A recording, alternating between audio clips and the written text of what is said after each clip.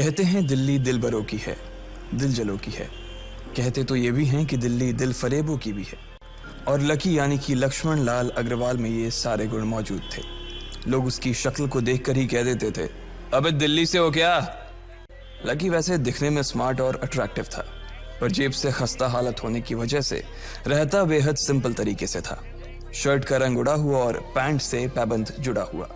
कहने को तो उसकी उम्र के लड़के दिल्ली की सड़कों पर रात को मोटर बाइक दौड़ाते थे, लेकिन लकी उर्फ लक्ष्मण लाल अग्रवाल सिर्फ कमरे से कॉलेज में पढ़ाई और गर्लफ्रेंड डिंपल के साथ थोड़ा वक्त बिताना, फिर कॉलेज से दुकान, दुकान से जब होम डिलीवरी आए तो वहां, और फिर घर चला जाता था। हाँ, कभी कभी जब वो किसी लड़के को खाली सड़क पर मोटर बाइक दंदनाते हुए देखता तो कहता, एक दिन अपना टाइम भी आएगा जब मैं चश्मा लगाकर बैठूंगा और पीछे डिंपल को बैठाऊंगा।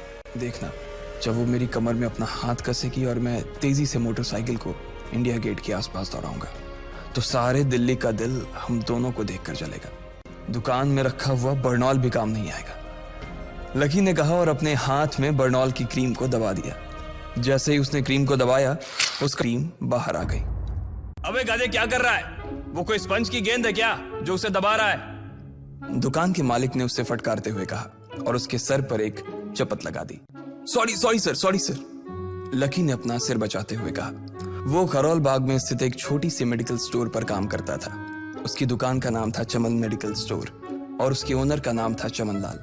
लकी पिछले 5 साल से इन्हीं की दुकान पर काम कर रहा था। यहाँ इस छोटी सी शॉप पर काम करना उसकी मजबूरी थी। लाइफ में कंगाली की वजह से उसे कॉलेज में पढ़ाई पूरी करने के लिए पार्ट टाइम जॉब करना था। उसने कई अच्छी जगह अच्छी तनख्वाह की नौकरी ढूंढी पर नहीं मिली और वो इस मेडिकल स्टोर पर ही अटक गया। गधे, अब इसके पैसे क्या तेरा बाप भरेगा? कटेगा। इसका पैसा भी तेरी तनख्वाह से कटेगा और एमआरपी से डबल रेट में कटेगा। चमन ने अपने दांतों को किचमिचाते हुए कहा। गुस्से की वजह से उसकी नाक फूल गई थी और लकी की सांसें। उसने घबराते हुए ओनर से पूछा, एमआरपी से डबल क्यों सर जी? ताकि अगली बार से ऐसी कोई हरकत करने से पहले तू डबल बार सोचे। चमन ने कहा और उसके हाथ से ट्यूब छीन ली। उसका जी तो चाह रहा था कि वो लकी की खोपड़ी पर एक और बार अपना हाथ साफ कर ले, लेकिन उससे पहले ही दुकान का फोन बजने लगा। फोन की घंटी बजते ही लकी को वहां से निकलने का मौका मिल गया और वो भागते हुए फोन उठाने के लिए चला गया। हेलो जी, करोल बाग के बेस्ट मेडिकल चमन मेडिकल स्टोर से बोल रहा हूं, बताइए क्या काम था? ये लकी की पेटेंट लाइन थी। चाहे कहीं से भी फोन आए, लेकिन उसे फोन पर बस यही बोलना था। जैसे ही इधर लकी ने अपनी बात कही, उधर से जवाब आया, मैं ब्लूमिंग नाइट होटल के कमरा नंबर 303 से बात कर रहा हूँ। एक छोटा सा ऑर्डर है, नोट करो और जल्दी से होटल पर डिलीवर करवा दो। वो एक लड़के की आवाज थी। उसकी आवाज में काफी भारीपन और एक अजीब सी जल्दबाजी थी। जैसे ही लकी ने वो आवाज सुनी, पता नहीं क्यों उसे वो आवाज जानी पहचानी सी लगी। जी सर, बताइए आपका क्या ऑर्डर है? हाँ तो लिखो, हार्ट प्ले के 2 पैकेट और 1 पैकेट टिश्यू। लकी, जो कि अपना पेन लेकर खड़ा था, हार्ट प्ले का नाम सुनते ही झिझक गया। असल में हार्ट प्ले नाम का एक कंडोम आता था और इसलिए उसका नाम सुनते ही लकी शर्मा गया था। इतने साल से भी मेडिकल की स्टोर पर काम करने के बाद उसे इन चीजों का नाम सुनने में शर्म आती थी। हेलो भाई, लिखा कि नहीं लिखा? उस आदमी ने फिर से लकी से पूछा। जी सर, लिख लिया सर, लिख लिया। लकी ने खिसिया कर हंसते हुए कहा। लिख लिया तो फिर लेकर निकल, उस लड़के ने कहा। उसकी आवाज सुनकर ना जाने ऐसा क्यों लग रहा था कि वो बहुत बड़ा आदमी था। जी सर, लेकिन सर बाहर तो बारिश हो रही है, लकी ने कहा। उसने देखा कि बाहर बहुत तेज बारिश हो रही थी। उनकी दुकान के सामने पानी भर गया था और तेज हवाओं की वजह से चमन मेडिकल स्टोर का बोर्ड भी गिर गया था। लकी को लग रहा था कि वो इतनी तेज बारिश में अभी एकदम से तो नहीं निकल पाएगा, तो उसने उस लड़के को समझाते हुए कहा, सर मैं ऑर्डर तो ले आऊंगा पर थोड़ा टाइम लग जाएगा, बारिश थोड़ी थम जाए। अब इससे पहले कि वो कुछ आगे बोल पाता, फोन पर लड़का बोल पड़ा। तुम्हारे मालिक को पता है कि तुम मल्होत्रा जी के लड़के को मना कर रहे हो? हाँ पता है, बारिश हो रही है, इसलिए सारा सामान अच्छे से थैली में पैक करके लाना और लेट नहीं होना चाहिए, समझे? उस लड़के ने कहा और इससे पहले कि लकी आगे कुछ कह पाता, उसने फोन काट दिया। उधर से लकी के दुकान का ओनर उसे घूर कर देखा जा रहा था। लकी के हाथ में पेन और पेपर देखकर ही वो समझ गया था कि उसके पास कोई ऑर्डर आया था। आज वैसे भी इतनी बरसात होने की वजह से सुबह से इक्का दुक्का ग्राहक ही दुकान पर आए थे। ऐसे में उसकी दुकान का मालिक एक भी ऑर्डर को छोड़ना नहीं चाहता था। वो लकी को देख रहा था और लकी बारिश की ओर देख रहा था। बारिश का बहाना नहीं चलेगा, जाना पड़ेगा। चमनलाल ने कहा। मैं बहाना नहीं कर रहा सर, थोड़ी बारिश धीमी हो जाए तो मैं चला जाऊंगा। अभी आप खुद ही देखिए कितनी तेज बारिश है। वो पता नहीं कोई मिस्टर मल्होत्रा का कोई बेटा कुछ ज्यादा ही जल्दी में था। मैं साइकिल से तो पहुंच नहीं पाऊंगा इतनी जल्दी। लकी ने उनकी ओर देखते हुए कहा। क्या कहा? मिस्टर मल्होत्रा जी का बेटा? तू मेरी दुकान बंद करवाएगा क्या? अभी क्या भी निकल उनका ऑर्डर लेके, वो हमारे बहुत पुराने कस्टमर है। चमन ने कहा। पर लकी ने कहा ही था कि चमन बोला। पर कुछ नहीं, तू मेरी मोटरसाइकिल ले जा, उसने गुस्से में कहा। अरे सर जी, 200 के ऑर्डर में मुश्किल से 40 रुपए बचेंगे।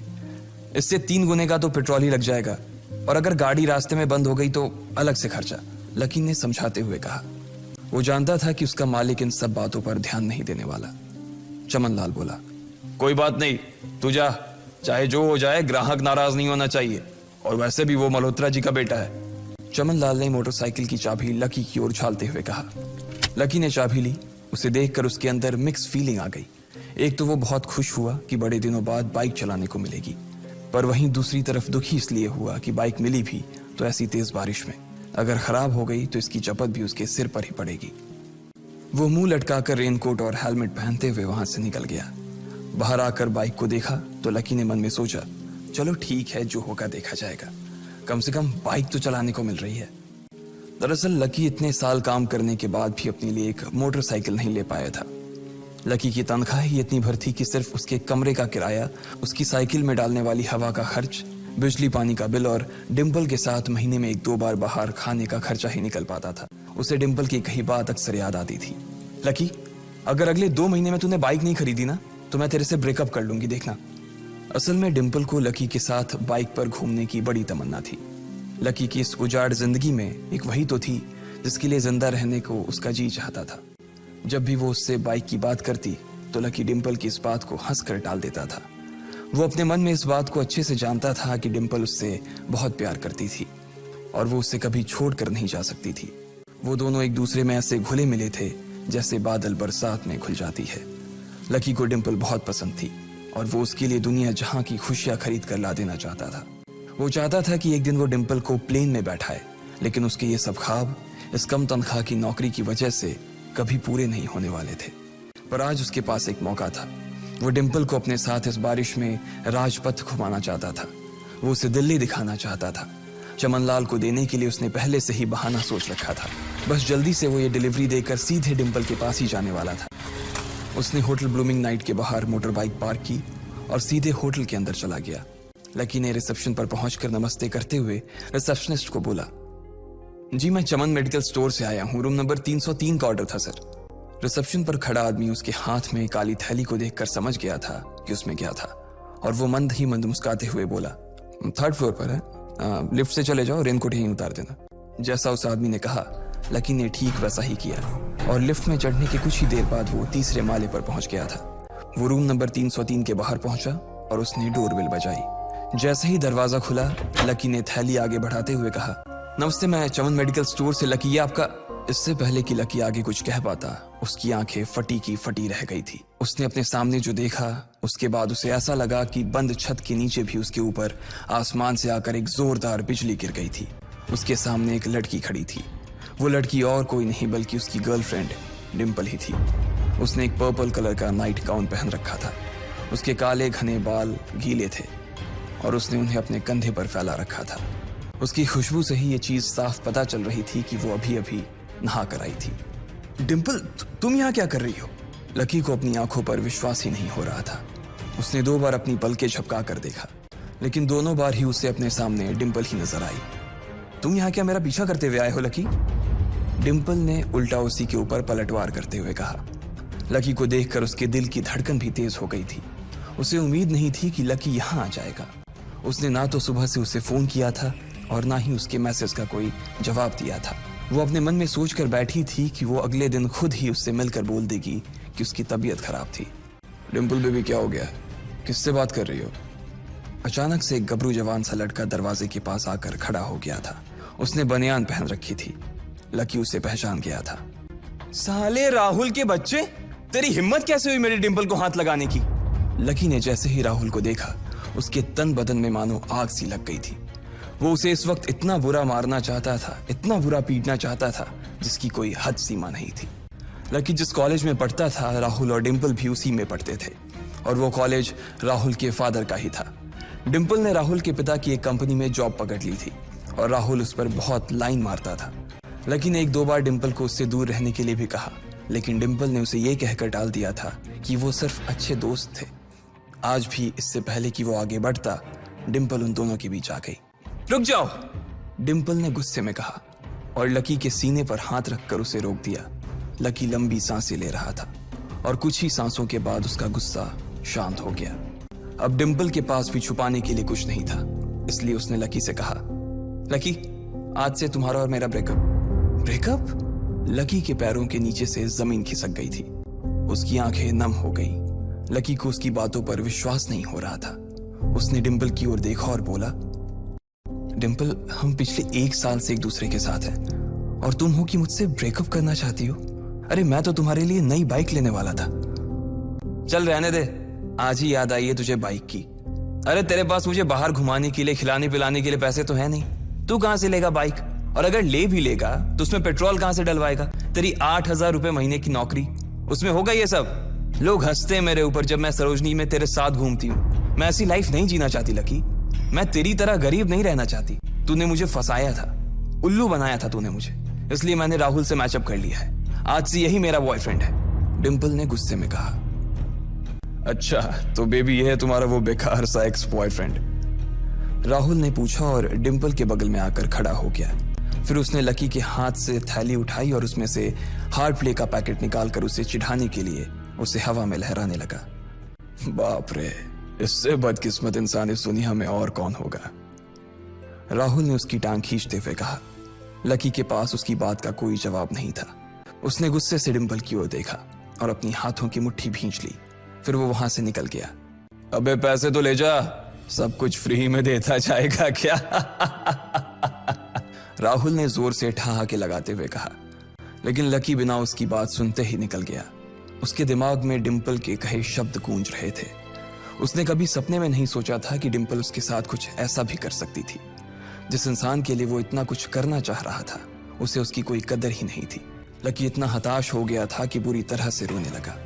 इस बार वो लिफ्ट से नहीं बल्कि सीढ़ियों से नीचे उतरा और एक ही एक सीढ़ी उतरने के साथ उसके आंसू आंखों से छलकते जा रहे थे। जब उसकी आवाज सुनकर कुछ लोग अपने कमरे से बाहर आए तो लकी ने तुरंत अपने आंसू पोंछे और तेजी से वहां से भाग गया। उसे जिंदगी में पहली बार प्यार हुआ था और पैसों की कमी की वजह से ना सिर्फ उसका प्यार बल्कि उसकी पूरी जिंदगी बर्बाद हो गई थी। लकी जैसे ही बाहर आया तो उसने देखा कि बाहर अंधेरा हो गया था। आसमान में तेज बिजली कड़की और बारिश जो थमी थी एकाएक फिर से झमाझम बरसने लगी। ये देख लकी के थमे हुए आंसू एक बार फिर से छलक गए। उसका दिल बुरी तरह से टूट चुका था, लेकिन उसे इस बात की खुशी भी हो रही थी। आखिर आज उसे डिंपल का असली चेहरा नजर आ गया था। वो तो उसके साथ घर बसाने की सोच रहा था, लेकिन अच्छा हुआ कि उसने पहले ही उसका घर बर्बाद होने से बचा लिया। लकी को दुख तो बहुत हो रहा था, पर उसे यह भी लग रहा था कि उसे आगे चलकर यही दुख उसे खुशी देने वाला था। लेकिन एक चीज थी जो लकी को परेशान कर रही थी, वो थी उसकी माली हालत। उसकी जेब इतनी तंग थी कि उसे फटी हुई जेब की पैंट पहनकर घूमना पड़ता था। कभी कभी तो लकी सिर्फ रोटी खाकर दिन काट लेता था। वो कब से कोशिश कर रहा था कि कोई अच्छा काम पकड़ सके, लेकिन उसे कोई काम देने को राजी नहीं था। उसने टूटे हुए दिल को दिलासा देते हुए मन में सोचा कि डिंपल पर खर्च होने वाले पैसे बच जाने से शायद उसके हालत सुधर जाएंगे, पर फिर भी वो रातों रात रईस नहीं हो जाने वाला था। उसने ऊपर आसमान की ओर देखा और जोर से चिल्लाया, अगर इतना ही अनलकी बनाना था तो फिर नाम लकी क्यों रखा भगवान? वो जितनी जोर से चिल्ला सकता था उतनी जोर से चिल्लाया। उसकी आवाज से आसपास खड़े लोग एक बार तो डर गए थे। लकी ऊपर ही देख रहा था और उसके आंसू बारिश के पानी के साथ मिल गए थे। जैसे ही वो फूट कर रोने को था, तभी उसके फोन पर एक मैसेज आया। जैसे ही लकी ने अपना फोन निकालकर उस मैसेज को पढ़ना शुरू किया, उसकी तो आंखें ही चमक गई। अचानक उसके आंसू हंसी में बदल गए और वो जोर जोर से वहीं सड़क पर नाचने लगा। उस मैसेज में लिखा था, परिवार की रिसर्च और परिवार के निर्णय के हिसाब से अग्रवाल परिवार का वारिस लक्ष्मण लाल अग्रवाल उर्फ लकी ने गरीबी अभ्यास की परीक्षा को पास कर लिया है और आज से ही वो उस जमीन और उस जायदाद का मालिक हो जाएगा जो परिवार ने उसके नाम कर रखी थी। ये एक ऐसा मैसेज था। आखिर कौन था लकी? क्या थी उसकी असलियत और वो कैसे रातों रात ही अनलकी से लकी हो गया था।